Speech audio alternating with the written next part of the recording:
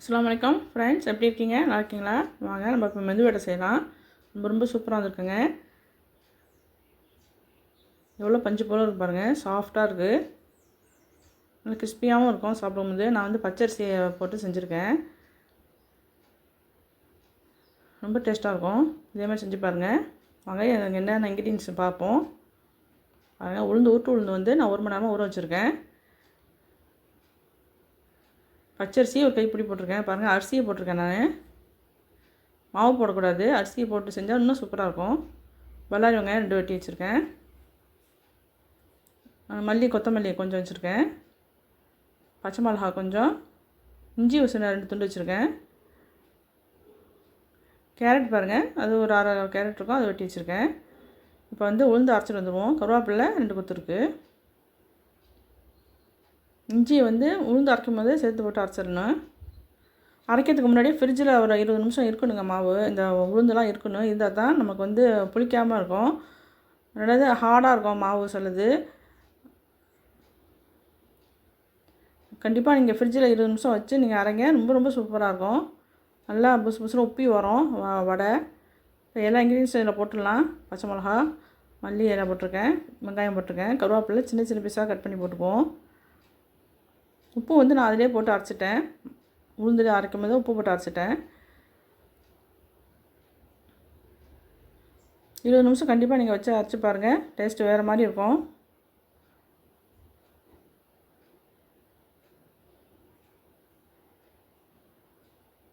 Carrot சின்ன பீஸாக cut பண்ணி வச்சுருக்கேன், அதையும் போட்டுக்குவோம். நல்லா மிக்ஸ் பண்ணி விட்டுடலாம்.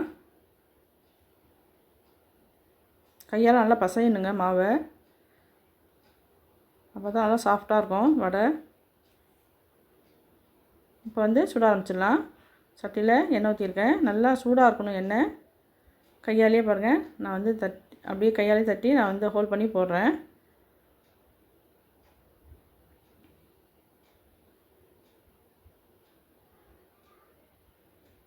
சில பேர் புதுசாக செய்கிறவங்களும் இப்படி டேரெக்டாக போட முடியாது. அதனால் கவர் பிளாஸ்டிக் கவரில் செஞ்சு அதை எடுத்து அப்படியே போடலாம். இன்னொரு மெத்தடும் இருக்குது. இந்த சார்னி இருக்குல்ல, அது பின்பக்கம் நம்ம அந்த மாதிரி வடையை தட்டி ஹோல்ட் பண்ணி அப்படியே விடலாம். அது எண்ணெய் பயம் இருக்காது. சில பேர் எண்ணெய் தைச்சிரமானு பயந்துக்குவாங்க.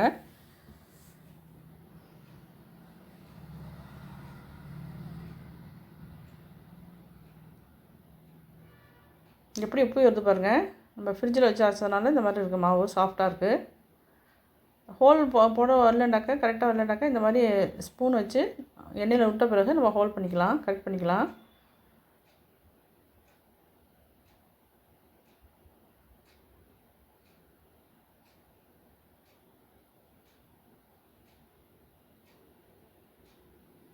நல்லா சூடாக இருந்து தான் எண்ணெய் வடையை போடணும், இல்லாட்டி ஒட்டிக்கிட்டுரும். எண்ணெயில் ஒட்டிக்கும் அடியில். பாருங்கள் எப்படி உப்பி வருது பாருங்கள்.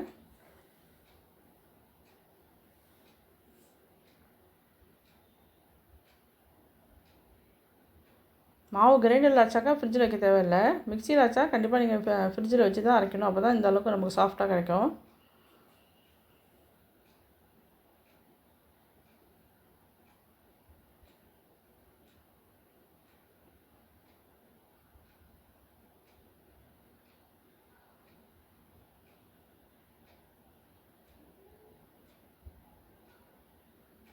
திருப்பி போட்டாச்சு. இப்போ வேகட்டும், கொஞ்சம் வேகட்டும்.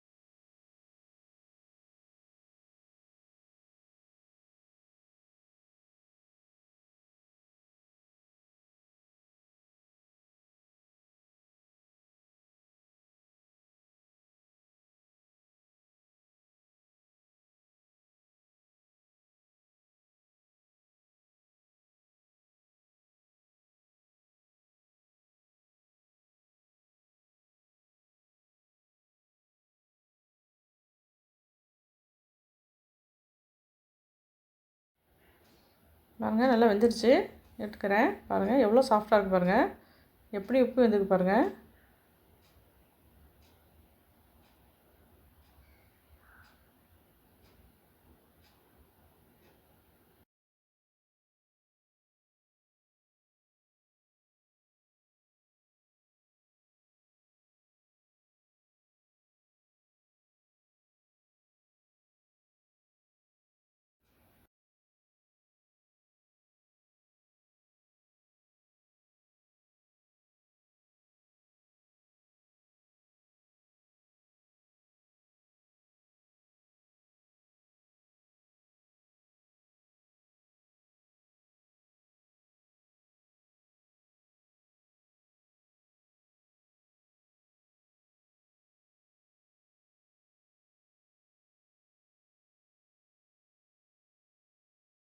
அடுத்த பேஜும் போடுறேன்.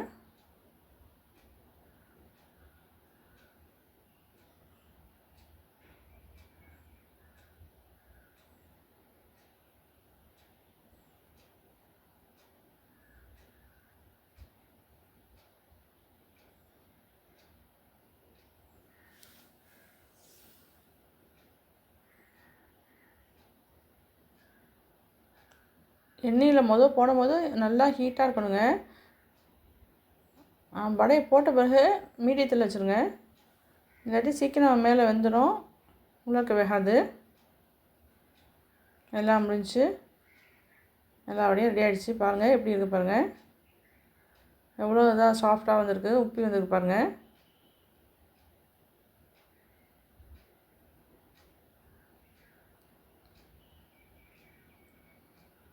இதே மாதிரி நீங்களும் செஞ்சு பாருங்கள். நான் போகிற வீடியோ உங்களுக்கு பிடிச்சிருந்துச்சுன்னா லைக் பண்ணுங்கள், ஷேர் பண்ணுங்கள், சப்ஸ்கிரைப் பண்ணுங்கள், கமெண்ட்டில் சொல்லுங்கள் எப்படி இருக்குன்னு. தேங்க்யூ ஃபார் வாட்சிங்.